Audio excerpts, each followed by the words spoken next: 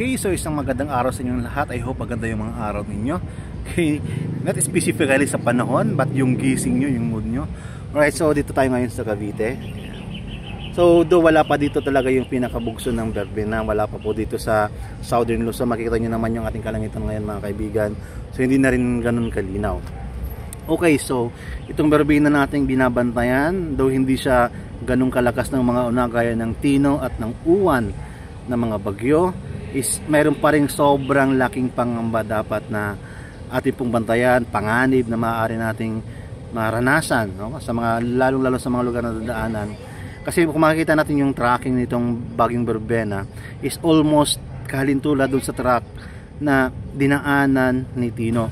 So ibig sabihin yung area na to na dinaanan ni Tino, alam naman natin na sobrang daming ulan noon, sobrang devastated yung mga nadaanan ni Tino, is hindi pa nakaka-recover, right? Mga kalupaan, mga basa pa, at lalo na may mga pagulang pa sa mga areas na ito.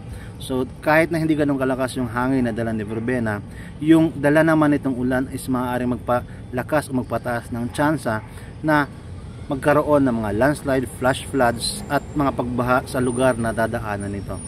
Dahil sa hindi pa nakaka-recover, hindi pa naayos yung mga areas na ito.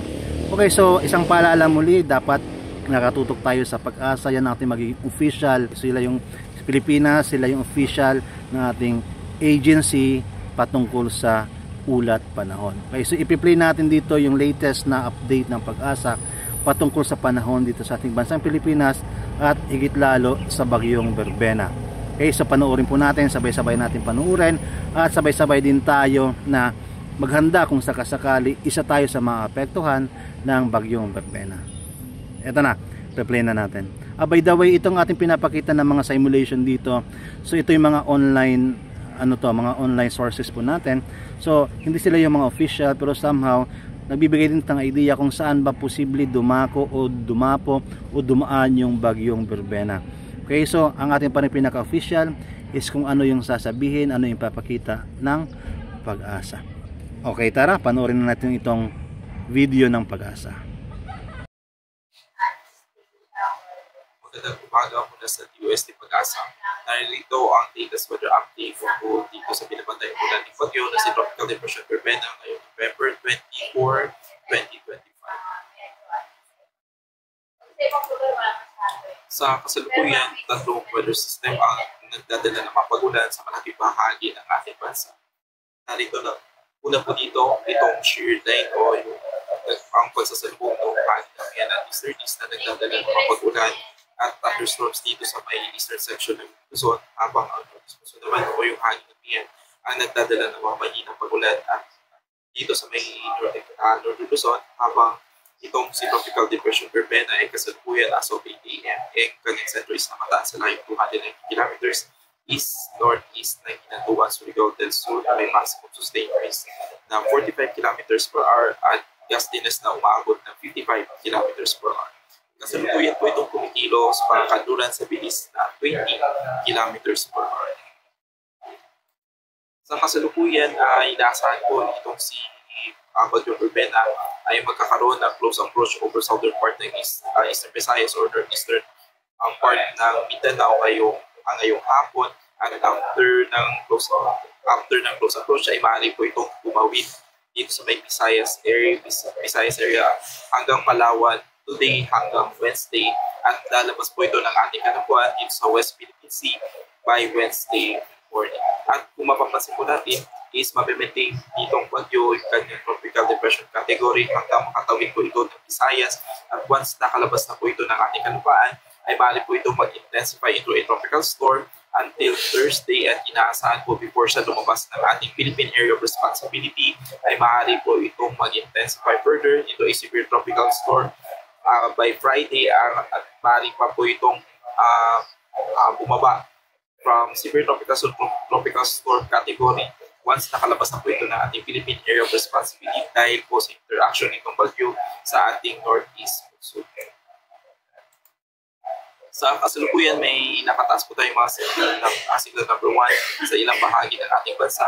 Una na po dito itong southern portion ng Occidental Mindoro, southern portion ng Oriental Mindoro, itong probinsya po ng Romblon, northern portion ng Palawan, including Puyo and Calamian Islands, mainland Masbate, central and southern portion ng Eastern Samar, central and southern portion ng Samar Province, Biliran, Leyte, southern Leyte, probinsya ng Cebu.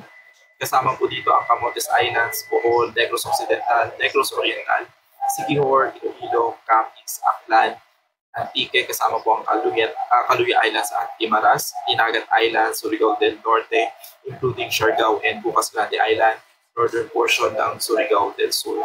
Kasama pa rin po sa Siquijor ang Agusan del Norte, northern portion ng Agusan del Sur, Camitin at northeastern portion ng Misamis Oriental. Sa kasalukuyan, itong si Verbena ay maaari din po magdala ng occasional gusty winds o yung biglang bugso na malalakas na hangin sa mga areas po na hindi kasama sa wind signal. Ngayong araw ay inaasahan po na makakaranas na occasional gusty condition ang Luzon, Visayas, Caraga at Davao Region. Then pagdating po ng Tuesday, November 25, ay maaari po makaranas ng gusty condition ang Luzon, Visayas, Northern Mindanao, Caraga, Davao Region at Sarangani. At pagdating po ng Wednesday ay maaari pa rin po makaranas ng gusty condition ang Luzon, Eastern Visayas, Iloilo, Antique, Negros Occidental, Zamboanga Peninsula, Basilan, Sulu at Awit-Awit. Sa kasalukuyan dahil po sa mga pag-ulan, dadala po itong shearline at itong papasok na bagyong Verbena ay naglabas po tayo ng weather advisory kung saan maaari po makaranas ng 100 to 200 mm sa pag-ulan within 24 hours. Itong mga probinsya po ng Eastern Samar, itong Samar Province, Biliran, Leyte, Southern Leyte, Dinagat Islands, Surigao del Norte at Surigao del Sur. 50 to 100 mm na pagulan naman po ang inaasahan sa ilang bahagi po ng ating bansa, particularly itong Cagayan, Isabela, Aurora, Quezon, Camarines Norte, Camarines Sur, Catanduanes, Albay, Sorsogon, Masbate, Northern Samar, Capiz, Iloilo, Guimaras, Negros Occidental, Negros Oriental, probinsya po ng Cebu, dito po sa may Bohol, dito sa may Camiguin, Agusan del Norte, Agusan del Sur, Misamis Oriental, Bukidnon, Siquijor, Negros Oriental at Negros Occidental. Particularly itong area po ng Luzon ay dahil po sa epekto ng shearline kaya po nakataas pa rin po ang 50 to 100 mm sa pagulan dito sa mga nasabing lugar.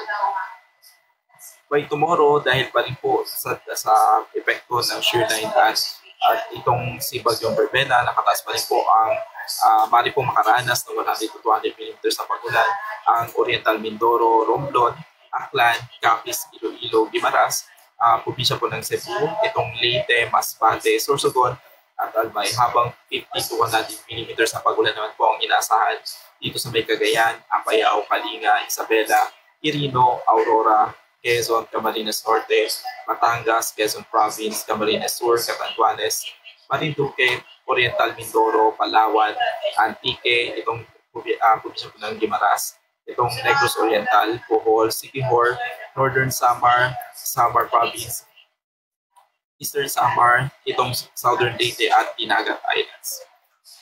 Then by Wednesday, dahil po sa surge ng Northeast Monsoon ay maaari po makaranas ng 100 to 200 mm sa paglan ang Cagayan at Isabela at itong probinsya po ng Aurora dahil naman po sa epekto ng ditong bagyong Verbena ay maaari po makaranas din po ng 100 to 200 mm sa paglan ang Oriental Mindoro. Dahil pa rin po sa epekto ng shearline, maaari po makaranas ng 50 to 100 mm sa pagulan ang Apayao, Kalinga, Mountain Province, Ifugao, Nueva Vizcaya, Quirino, Nueva Ecija, Bulacan, Metro Manila, Rizal, Cavite, Laguna, Batangas, Quezon. Kasama rin po dito ang Oriental Mindoro, Romblon, Aklan, Antique at Palawan.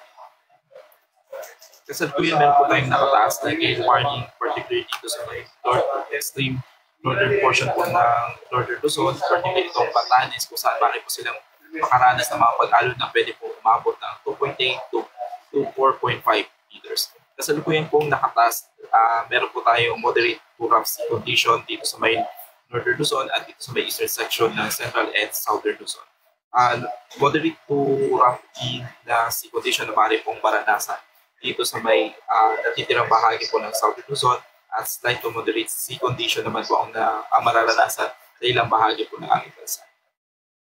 At yan po ang latest dito sa Pag-asa Weather Forecasting Center, Munir Baldomero, Balansa.